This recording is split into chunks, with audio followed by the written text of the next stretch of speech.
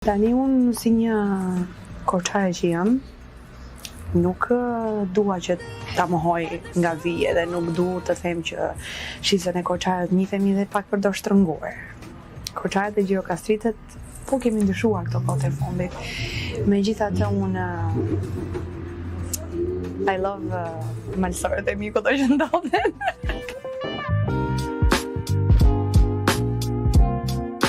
Ekskluzivisht për emisionin Zoom Hyska rrëfen se si u ambientua me jetesën në New York, e këtu përmend një moment interesant.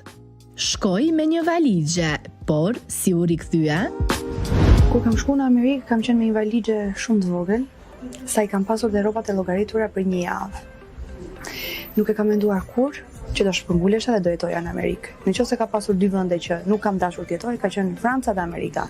Në Francë kam përfunduar bëra një specializim për ekonomi dhe pastaj në Amerikë. Të them që e kam pasur të lehtë, nuk mund të them që e kam pasur të lehtë.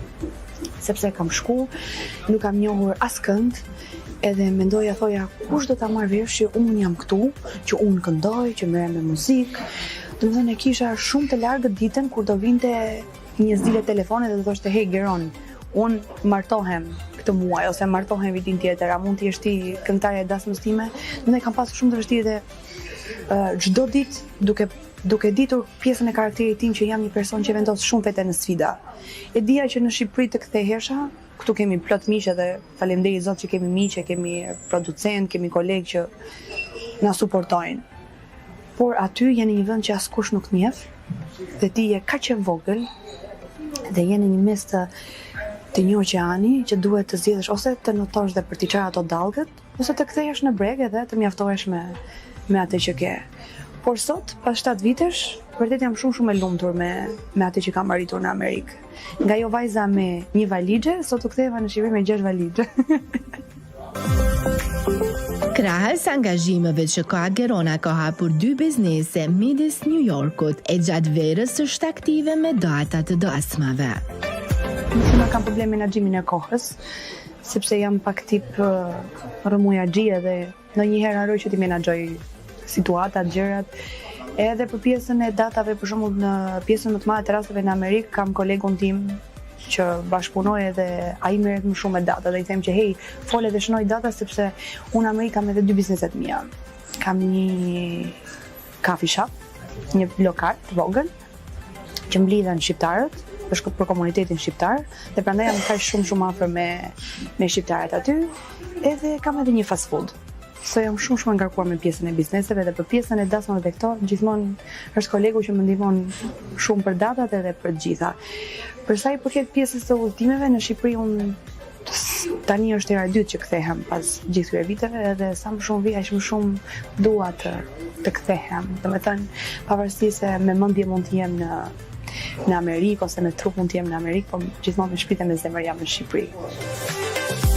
Gerona vazhdon të tregoj që një femër mund të jetë zonja edhe po të vetë financohet, e madje thekson që është munduar të jap maksimumin që askush nesër pas nesër të mos thotë e bëra unë.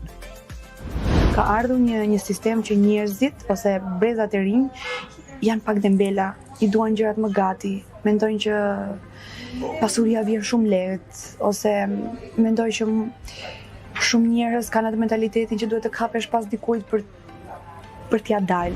Por në të njëjtën kohë më bën të ndihem dhe shumë e lumtur, sepse nesër nuk pretendoj që të më dal dikush, të më vendos barierë të më thotë që hey, unë të bëra aty. Kemi shumë rrugë të ndryshme për të zgjedhur. Ndoshta mund të isha shumë herë më e famshme, ndoshta mund të mos isha as këtu ku jam sot që jam duke biseduar me ty. Por kjo rrugë më pëlqen më shumë se sa fakti kur të arrin në destinacion. Me thënë është gjithë kjo që kalon njeriu me ato up and down gjatë gjithë kohës që ti njërë qesh, njërë qanë, njërë mendon që unë po punoj kaq fort për të bler një këngë ose për të bërë një videoklip, ndonjëherë thu hey, më pëlqen ky material, por ndoshta nuk i kam mundësitë për të bashkëpunuar me një shtëpi diskografike, por jam gjitha këto elemente që ty të shtyn edhe gjithmonë do të punosh dhe thua që hey, shiko se po ja dal, jam unë. Me aq mundësi sa kam, por jam unë. Dhe e di që do e bëj, dhe e di që do ja dal. Dhe e di që nuk ke asnjë peshë mbi supe për t'i thënë që shih se hey, të kam borxh diçka. Vitin 2025 ajo e filloi mbar duke punuar disa demo, nuk heziton të i përmend bashkëpunimet e mira që i pati, por tani mendon se ka ardhur koha që të vijë si soliste. Unë kam vitet e fundit super bashkëpunime me Marin Glembojën, që është një super producente dhe dua të falenderoj, sepse vërtet vitet e fundit më ka dhënë këngë shumë të bukura, këngë që kanë qenë në qendër të vëmendjes. Kanë qenë me klikime të cilat vërtet më kanë bërë krenare për projektin dhe kam menduar që ja ka vlerë investimi.